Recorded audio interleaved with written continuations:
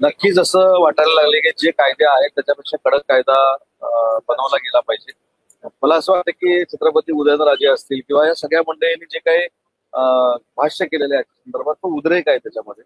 कारण छत्रपती संभाजी महाराजांचा अपमान करणं, छत्रपती शिवाजी महाराजांचा अपमान करणं, आज पुन्हा एकदा विधानसभेच्या अध्यक्षांना अबू आझमींनी पत्र लिहिलंय की जे मी पुस्तकात होतं ते वाचलंय म्हणून मी माझ्या त्या सगळ्या वक्तव्याशी ठाम आहे. मला असं वाटतं की खरोखरच कडक कायदा करणं गरजेचं आहे. कारण छत्रपती शिवाजी महाराज, छत्रपती संभाजी महाराज ही महाराष्ट्राची देशाची अस्मिता आहे आणि सारखं सारखं त्यांच्यावर बोलणारे पैदा होणं हे आपल्या पुढच्या पिढीच्या दृष्टीनं अतिशय घातक आहे. हा आपल्या देशाचा आणि राज्याचा देखील अपमान आहे.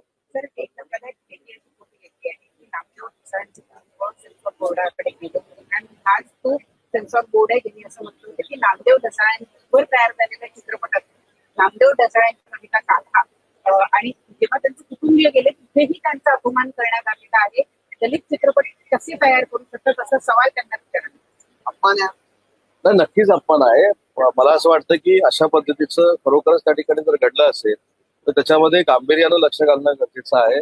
मी स्वतः या संदर्भामध्ये मराठी भाषेचा मंत्री म्हणून माननीय मुख्यमंत्री मोदयांशी या संदर्भात चर्चा करेन आणि दिल्लीच्या सेन्सॉर बोर्डामध्ये एखादा सदस्य दलितांनी चित्रपट काढू नये अशा पद्धतीची भूमिका जर मांडत असेल तर ते निषेध करण्यासारखं आहे आणि त्या संदर्भातली भूमिका नक्कीच कारवाई करण्यासंदर्भातली चर्चा मुख्यमंत्री महोदय करतील याची मला पूर्ण खात्री आहे. आणि परवा देखील सांगितलं होतं की मी स्वतः सांस्कृतिक मंत्री आशिष शेलार साहेबांची देखील चर्चा केलेली आहे आणि आम्ही दोघं मिळून पुन्हा एकदा सेन्सॉर बोर्डाच्या लोकांशी बोलू आणि अशा पद्धतीची वक्तव्य करणं आणि अशा पद्धतीच्या एखाद्या चित्रपटामधनं नामदेव ढसाळ कोण आहेत असं सांगून त्यांच्या कविता बाजूला काढणं म्हणजे खरोखरच हा त्यांचा अपमान. आरोप केले होते मात्र आज जी आकडेवारी समोर आमची आहे 10 वर्षातील रेकॉर्ड तुम्ही तोडले दुसऱ्या तिसऱ्या चौथ्या क्रमांकाच्या राज्यांची टोटल सुद्धा महाराष्ट्राची नाही. आपल्याला आठवत असेल की आमच्या विरोधकांच्या आणि स्पेशली युपीटीनं जे काय आमच्यावर आरोप प्रत्यारोप केले त्याच्यावर कायमस्वरूपी आमचे मुख्य नेते एकनाथ शिंदे साहेब सांगत आले की आम्ही यांना विकासानं उत्तर देऊ. त्याच पद्धतीनं देवेंद्रजी देखील मुख्यमंत्री झाल्यानंतर त्यांनी सांगितलं की या संदर्भातलं आम्ही उत्तर ही कार्यवाही करून देऊ. आणि डावोसला जे काय आमच्यामध्ये एमओयू झाले किंवा हा संपूर्ण 9 महिन्याचा स्पॅन जर आपण बघितला तर 1,39,000 कोटीची परकीय गुंतवणूक ही महाराष्ट्रामध्ये आलेली आहे.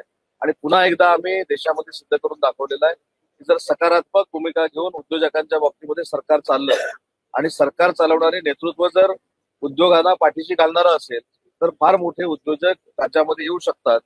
ही भूमिका आम्ही घेतली आणि ते आम्ही करून दाखवलंय. त्याच्यामुळे मला असं वाटतं की ज्या लोकांनी आमच्यावर आरोप केले होते, आमच्यावर आरोप करून इकडे तिकडे उद्योग केले जसं सांगितलं होतं ते सपशेलाच तोंडावर पडलेलं.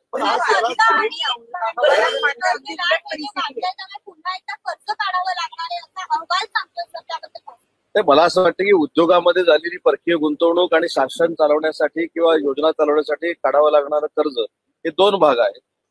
कर्ज काढण्याचा अधिकार काही नियमामध्ये हा सरकारला आहे, मुख्यमंत्री महोदय त्याचं नेतृत्व करतात, तो भाग हा वेगळा आहे. परंतु परकीय गुंतवणूकची 1,39,000 कोटी रुपये आलेली आहे ही वास्तव आहे आणि तो सर्वे काय महाराष्ट्र शासन किंवा आम्ही कोणी करत नाही, आरबीआय त्याचा सर्वे करते आणि आरबीआय रिपोर्ट देते. त्याच्यामुळे आरबीआयनं जो आज रिपोर्ट दिलेला आहे तो 1,39,000 कोटी रुपयाची परकीय गुंतवणूक, विक्रमी परकीय गुंतवणूक या 9 महिन्यामध्ये आपल्या राज्यामध्ये झाली असा त्यांनी अहवाल स्पष्ट केला. संबंधित आहे की आर्थिक पाहणी अहवाल मात्र अगदी सांगताय की उद्योग क्षेत्रामध्ये महाराष्ट्राची पिछाड झाली आहे गेल्या वर्षभरामध्ये. एकीकडे तुम्ही म्हणताय परकीय गुंतवणूक वाढली, मग आपण उद्योग क्षेत्रात मागे कसं? नाही, मला असं वाटतं की आर्थिक पाहणी अहवालामध्ये उद्योग विभागाची उद्योग विभाग पाठी आलेला आहे असं कुठेही नोंद झालेली नाही. त्याच्यामध्ये स्पष्ट पद्धतीनं आरबीआय सांगत असते की कुठेही इन्व्हेस्टमेंट जी आली कर्नाटकमध्ये आली, गुजरातमध्ये आली, दिल्लीमध्ये आली, हरियाणामध्ये आली, तेलंगणामध्ये आली, तो चार्ट आरबीआय प्रसिद्ध करतं आणि त्याच्यामध्ये आपण बघितलं असेल की सलग 3 वर्ष महाराष्ट्र 1 नंबरला आहे, तसंच यावर्षी देखील 1 नंबरला आहे आणि कुठेही उद्योग विभाग मागं आहे असं उद्योग मंत्री म्हणून माझ्या निदर्शनास आलेलं नाही. उलट यावेळी आम्ही 10,000 एकर जमीन अक्वायर करण्याचा निर्णय घेतलाय. पुरंदरच्या एअरपोर्टची जमीन देखील पास थ्रू पद्धतीनं आम्ही एक्वायर करतोय. मसवडला नवीन आम्ही एमआयडीसी करतोय. तालुक्याच्या ठिकाणी एमआयडीसी असावी अशा पद्धतीची भूमिका घेऊन आम्ही पुढे जातोय आणि इन्फ्रास्ट्रक्चर देखील पूर्वीच्या एमआयडीसी मधलं चांगलं असावं हे आम्ही काम करतोय. त्याच्यामुळे मला असं कुठं वाटत नाही या सगळ्या बाबीचा विचार करता विरोधकांना नाहक सरकारची बदनामी करणं हा एकच उपक्रम उरलेला आहे. मला जोडून विचारतो, मित्र संस्थांनी तुम्ही मी तेच सांगितलं की आपण चर्चा करतोय की परकीय गुंतवणुकीची. दरडोई उत्पन्न हे फक्त उद्योग विभागाच्या परकीय गुंतवणुकीवर अवलंबून नसतं. त्याच्यामध्ये काही अजून पॅरामीटर्स असतात, ते त्याच्यामध्ये चेक करावे लागतील. पण मी उद्योग विभागाच्या मार्फत सांगतो की जी गुंतवणूक झालेली आहे ही देशातली सगळ्यात मोठी गुंतवणूक या 9 महिन्यामध्ये झाली.